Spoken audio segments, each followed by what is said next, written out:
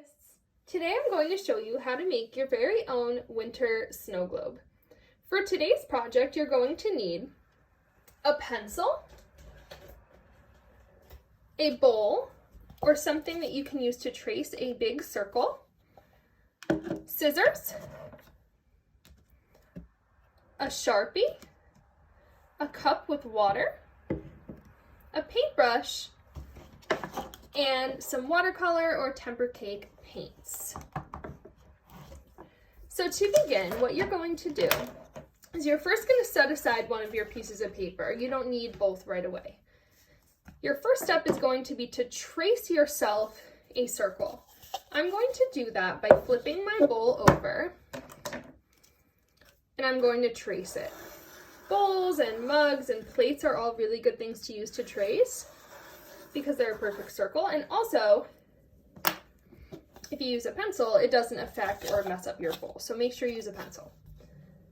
After you do your circle, you're going to start painting. Today, since we are making a snow globe, we're going to think about the sky a little bit. We're going to think about, do we want daytime sky? Do we want nighttime sky? I'm thinking I kind of want like a sunset. So what I'm going to do is I am going to start with yellow. We talk about this a lot in art, and we know that we talk about yellow a lot because it's that one pesky color that always gets all yucky and murky looking. It gets messy because it's the lightest color. So if you plan to use yellow, make sure you use yellow first.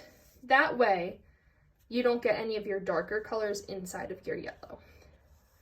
So today I'm using a wet on dry technique. That means I'm using wet paint on dry paper. If you want, you could also wet your paper first by just dipping your paintbrush into the water and then brushing plain water on your paper. That will cause your paints to bleed a little bit more if you do a wet on wet, which means wet paper and wet paint. So now I'm going to move on to some orange. Whoa.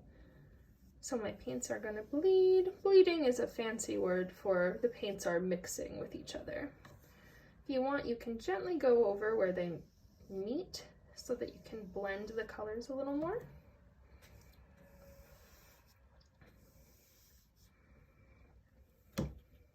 Now I think I'm gonna move on to pink. Pink didn't show up very well, did it? There we go. Here's some pink. I don't want to make it too dark because the sunset doesn't get really dark. It's pretty bright. So, do you see how I didn't cut my circle out first? That's because I want to make sure that I get all of the spaces, and then once this is dry, then I'll cut it out later. Don't want to miss any spots. All right, so I like the way this is looking. So I'm gonna set it aside. My sky is done, but I can't do anything with it until it's dry. So I'm just gonna set it aside so it can dry. Now I'm going to take my trusty second piece of paper. Now this is when it gets kind of interesting.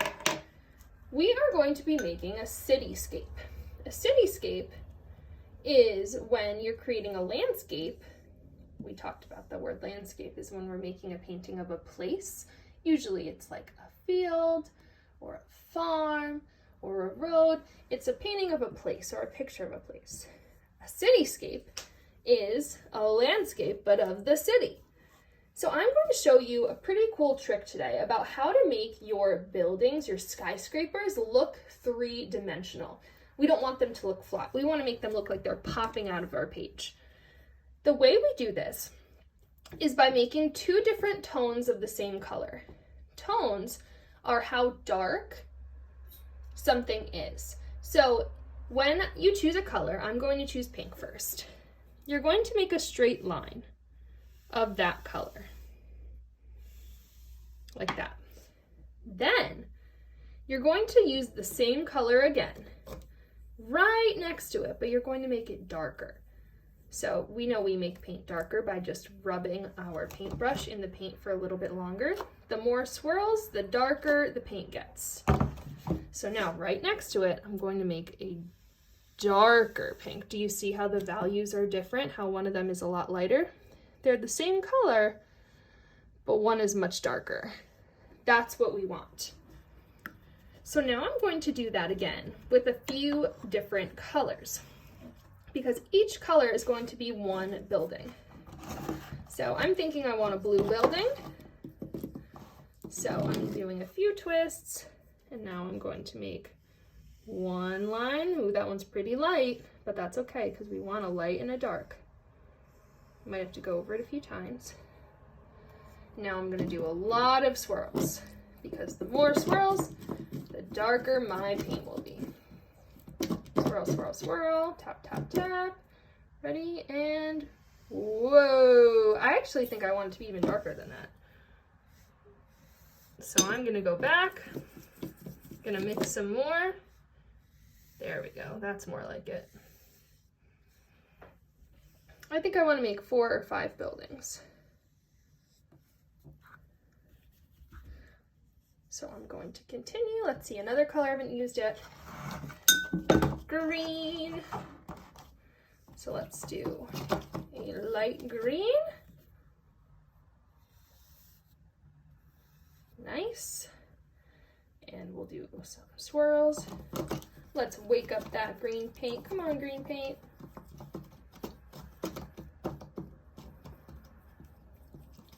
Right. And what? Not so dark, huh? Let's try again.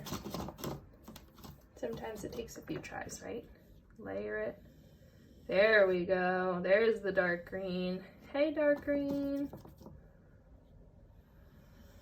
Okay. Don't like that little bump there. Smooth it out, smooth it out.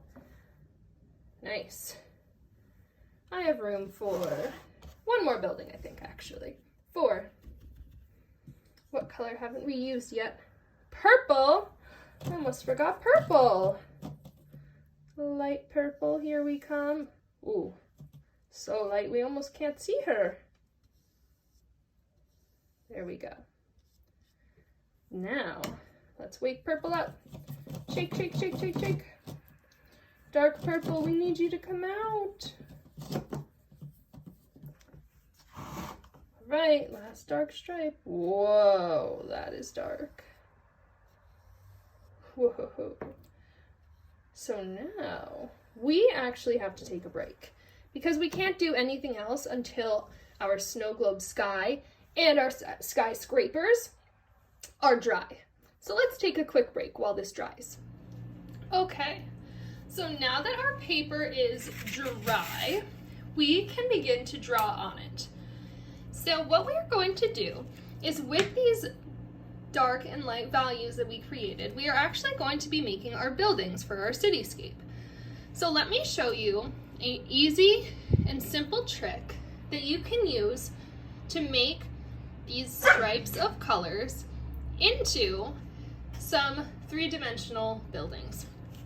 So what you're going to do is you're going to make a line that looks like an arrow, and it will shift direction at the change of the tones. So you'll go up on one side. When you reach the lighter or the darker side, you'll go down the other way. Do you see that? How I go up, I reach the other tone, down. Up, reach the lighter tone, down. Then, in between the line, at the tip of your arrow shape, you're going to make a line that goes down, that splits the colors as best as you can. If they run a little, it's not perfect, that's okay. This one's not even, so I'm gonna do my best. There we go. So this is the top of our buildings, the corner of the top, and these are 2 sides. So when we do this, it's really important that the lines you make in the future going down are at the same angle as the lines on top. So I can't make a really diagonal line because this line right here isn't tilted very much. It's almost flat. So I am going to try my best to mimic that angle going downward. These are the different floors of your building. And then I'm going to do the same. I'm going to try to follow that angle.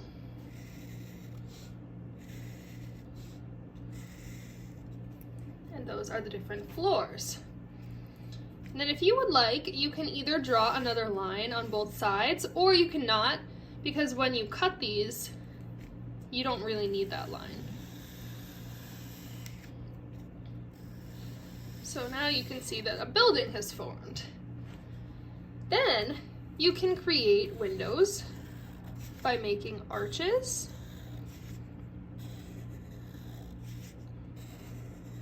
And a way that you can make these arches look even more 3D is by adding a line inside that starts on the other side and only comes down on one angle. That makes them look like they have some depth. You can make these darker if you would like. Make them pop a little more.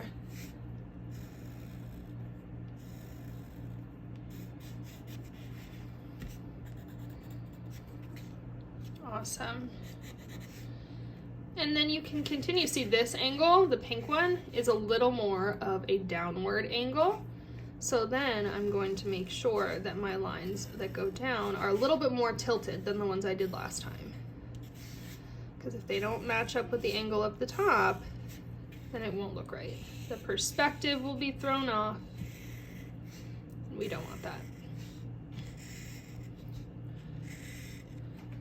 If you would like to make square windows or rectangular windows, you're going to make the line on the side straight up and down, and then just make sure that you also follow the angle.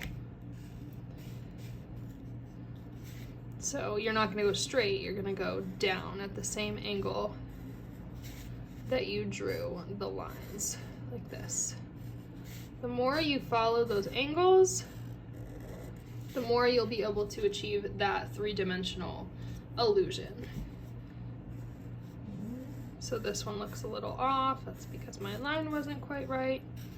You can thicken your windows if you'd like, if you want them to pop more. You could alternate doing like every other window, thick and thin. There's a million different variations you could try.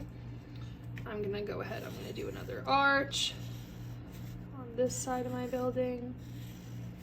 And then you can continue this by decorating each one of your buildings with any shape windows. You can make balconies, any kind of decoration you want to add. Whoops, forgot a window. Then your next step will be to cut out your buildings, and then you are going to paste them on top of your circle that you need to cut out. So you will cut around this line so that you have a nice globe for your snow globe, and you will make sure you complete those windows.